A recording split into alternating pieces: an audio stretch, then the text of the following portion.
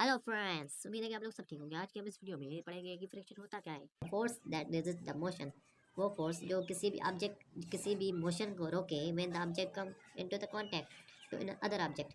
जब भी कोई ऑब्जेक्ट किसी और ऑब्जेक्ट के कांटेक्ट में आ रहा हो और वो स्टॉप हो जाए, उससे हम फ्रिक्शन बोलते हैं।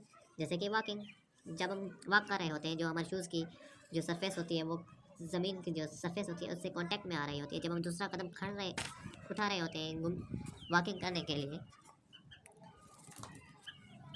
और हम अपने दूसरे कदम को स्टॉप करके उससे हम फ्रिक्ट करके और दूसरा कदम करते हैं, उससे ही हम फ्रिक्शन बोलते हैं। जो मोशन होता है वो रुक जाता है। जो वॉक कर रहे होते हैं, जैसे कि हमारा एक जो शूज़ है वो वॉक करना, एक कदम हमने रोक दिया और दूसरा कदम उठाकर उस पर रख दिया, यानी कि जो मोशन को स्टॉप करे, रेजिस्ट करे, उससे हम फ्रिक्शन बोलते हैं। और उसके बाद है टाइप्स ऑफ फ्रिक्शन। फ्रिक्शन के टाइप्स नंबर जो पहला आता है वो है static friction.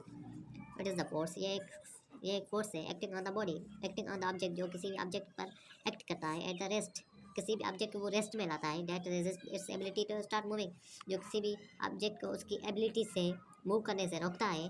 The maximum static friction is known as limiting friction, यानी कि जब भी कोई ऑब्जेक्ट फ्रिक्शन करना स्टार्ट करे उससे हम लिमिटिंग फ्रिक्शन बोलते हैं। जैसे कि ह्यूमन ह्यूमन कैसे, जैसे ही हम वॉक करना स्टार्ट करें, जिस पॉइंट से हम वॉक करना स्टार्ट कर रहे होते हैं उससे हम लिमिटिंग फ्रिक्शन बोलते हैं। उसके बाद दूसरे नंबर पर आता है उससे हम काइनेटिक फ्रिक्शन बोलते हैं। It is the force that resist the motion of moving object is, it is ये भी एक फोर्स है जो किसी भी ऑब्जेक्ट को मूव करने से रोकता है। It is interesting to know that in almost all sedition static friction greater than kinetic friction, यानी कि जब जो स्टैटिक फ्रिक्शन है वो किसी भी ऑब्जेक्ट को जब रेजिस्ट करती है वो रुक जाता है। जो काइनेटिक फ्रिक्शन होती है वो किसी भी ऑब्जेक्ट को जब वो रेजिस्ट कर रही होती है वो कुछ टाइम के बाद जो है वो रुकता है, उससे हम काइनेटिक फ्रिक्शन बोलेंगे। उसके जो तीसरे नंबर पे आता है उसे हम स्लाइडिंग फ्रिक्शन बोलते हैं।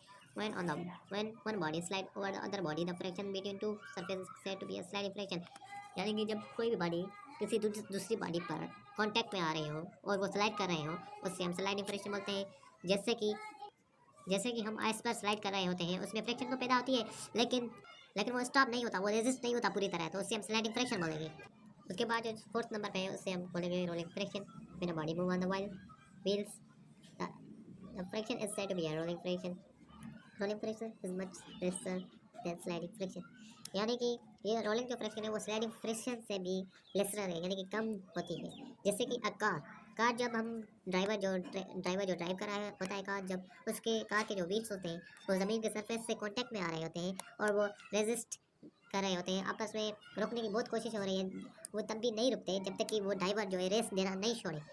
उससे हम रोलिंग फ्रिक्शन बोलते हैं। जो कोई रोलिंग ऑब्जेक्ट यानी कि राउंड ऑब्जेक्ट होता है, जो गोल शेप वाला ऑब्जेक्ट जो किसी भी सरफेस पर जब वो फ्लिक्ट करा हो, उसे हम फ्रिक्शन बोलेंगे। कौन सी? Rolling friction. सो अभी के लिए बाय।